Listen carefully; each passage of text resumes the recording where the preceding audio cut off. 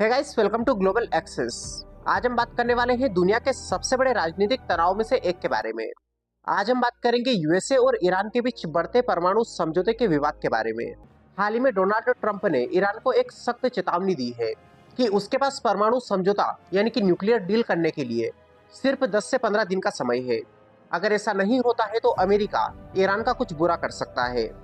ये लाइन सिर्फ एक खबर नहीं है, ये विश्व स्तर पर तेल सुरक्षा, राजनीति और शांति को प्रभावित करने वाला बड़ा मुद्दा है। सबसे पहले ये समझ लीजिए कि परमाणु समझौता माने कि न्यूक्लियर डील होती क्या है। गाइस, जब कोई देश परमाणु ऊर्जा या टेक्नोलॉजी का इस्तेमाल करता है तो उसके कुछ फायदे होते हैं, जैसे कि बिजली, चिकित्सा या उद्योग आदि में इसका इस्तेमाल किया जाता है।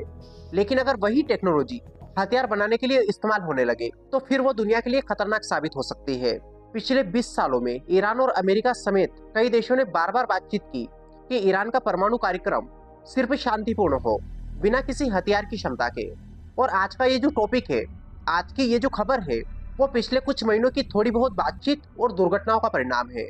हम जानते हैं कि पिछले साल भी ईरान के कुछ न्यूक्लियर स्थानों पर अमेरिका और इजराइल ने हवाई हमले किए थे, और जिसके चलते तनाव काफी बढ़ चुका था। अब हाल ही में जिनेवा में भी बातचीत हुई, लेकिन इसका कोई बड़ा समझौता नहीं निकल पाया। हाल ही में ट्रंप ने कहा है कि ईरान के पास सिर्फ 10 से 15 दिन है कि वो सही तरीके से परमाणु समझौता करे, और अगर ऐसा नहीं होता है तो अमेरिका उसके खिलाफ एक्शन ले सकता है।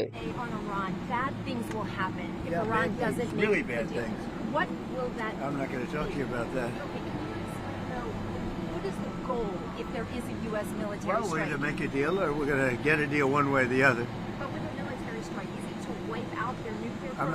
you about that, but we're either going to get a deal or it's going to be unfortunate for them.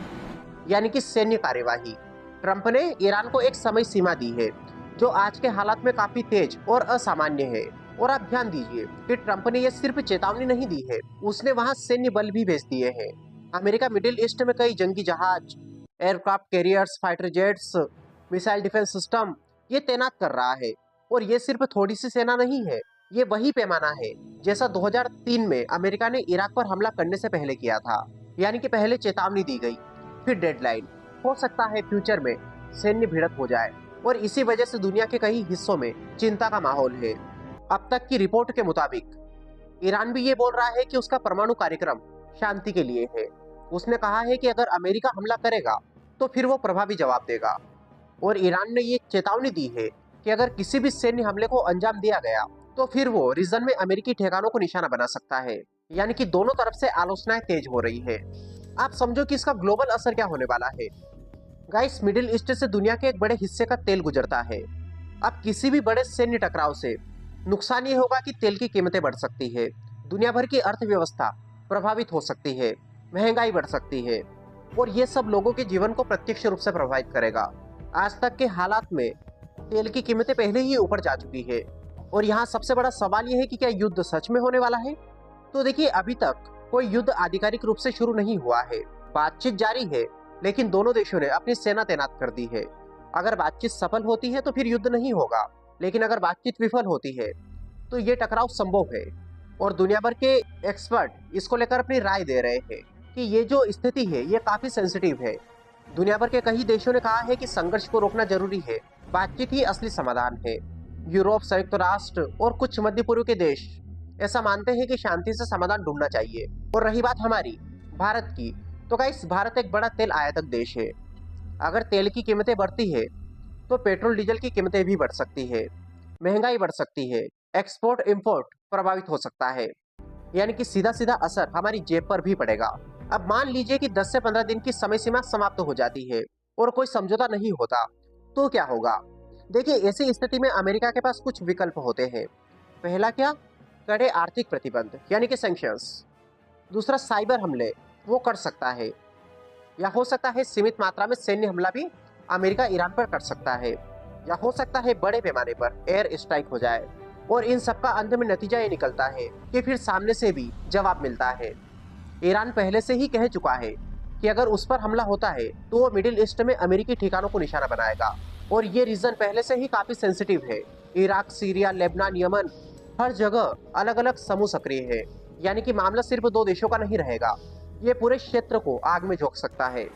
और यहाँ पर काफी लोग ये सोच सकते हैं कि ये सिर्फ एक न्यूक्लियर मुद्दा है। तो देखिए, असली कहानी थोड़ी सी अलग है। ईरान और अमेरिका के बीच तनाव आज का नहीं है। 1979 की इस्लामिक क्रांति के बाद से इन दोनों देशों के रिश्ते खराब हो रहे हैं। इसी के बाद से काफी सैंक्शंस लगे, तेल निर्यात रोका गया, सैन्य टकराव भी हुए, ड्रोन और मिसाइल से हमले भी किए गए। परमाणु मुद्दा सिर्फ एक ट्रिगर पॉइंट है। असल में ये इन्फ्लुएंस और पावर की लड़ाई है। मिडिल ईस्ट दुनिया की सबसे रणनीतिक जगहों में से एक है और इसीलिए यहाँ की हर हलचल का असर पूरी दुनिया पर पड़ता है। और यहाँ पर एक बड़ा सवाल ये आता है कि अमेरिका इतनी जल्दी क्यों कर रहा है। अचानक 10 से 15 दिन की डेडलाइन अमेरिका ने क्यों दी? और इसी को लेकर एक्सपर्ट अपनी अपनी राय देते हैं। कुछ मानते हैं कि अमेरिका को लग रहा है कि ईरान ने यूरेनियम इनरिचमेंट का स्तर काफी बढ़ा दिया है और अगर ऐसे में उस पर दबाव नहीं बनाया गया तो आगे जाकर स्थिति नियंत्रण से बाहर हो सकती है। दूसरी तरफ कुछ लोग इसे राजनीतिक दबाव की रणनीति भी मानते हैं ताकि ईरान बातचीत की मेज पर झुक सके। यानी कि यह संभव है कि यह बयान खुद में एक नेगोशिएशन टूल हो। और अक्सर हम सोचते हैं कि अमेरिका सुपर पावर है, अगर वो ईरान से युद्ध करता है तो उसके लिए जीतना आसान होगा। सुनने में लगता है कि अमेरिका बड़ी शक्ति है, हमला करेगा और सब कुछ खत्म हो जाएगा। लेकिन वास्तविकता इतनी सीधी नहीं होती, क्योंकि ईरान भौगोलिक रूप से बहुत बड़ा देश है। उसकी मिसाइल क्षमता मजबूत मानी जाती है। उसके क्षेत्रीय सहयोगी कई देशों में एक्टिव है। अगर सीधा युद्ध होता है तो ये छोटा ऑपरेशन नहीं रहेगा और दुनिया अभी पहले से ही रसिया यूक्रेन युद्ध, इसराइल गाजा तनाव और आर्थिक मंदी के खतरे से जूझ रही है। ऐसे में एक और बड़ा युद्ध दुनिया को हिला सकता है। और अगर हम एक मिनट के लिए इस राजनीति को साइड करते हैं और सोचते हैं कि इसका असर आप और मुझ पर क्या पड़ेगा। गाइस देखिए, इससे तेल महंगा होगा, पेट्रोल डीजल महंगा हो जाएगा, ट्रांसपोर्ट महंगा हो जाएगा और सामान की कीमतें बढ़ेगी। यानी कि सीधा असर हमारी रोजमर्रा की जिंदगी पर होगा। भारत जैसे देश जो रोज तेल आयात करते हैं, उन्हें ज्यादा भुगतान करना पड़ेगा और जब सरकार ज्यादा खर्च करेगी तो कहीं ना कहीं आम जनता प्रभावित होगी। यानी कि यहाँ पर शांति ही एकमात्र रास्ता है। युद्ध से किसी का फायदा नहीं होने वाला।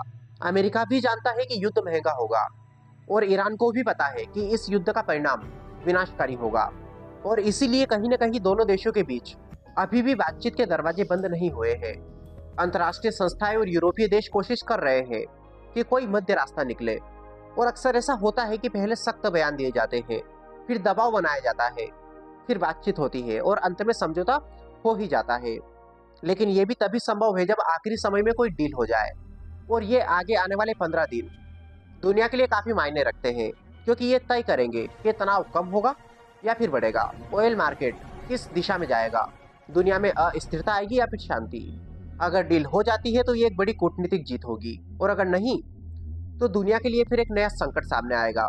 फिर आपको क्या लगता है, क्या ये सिर्फ दबाव की रणनीति है या सच में दुनिया एक नए संघर्ष की ओर बढ़ रही है? अपने विचार कमेंट बॉक्स में बताइए। वीडियो पसंद आए तो इसे लाइक करिए, चैनल पर नए हो चैनल को सब्सक्राइब कर लीजिए। Wish you all the very best, thank you so much.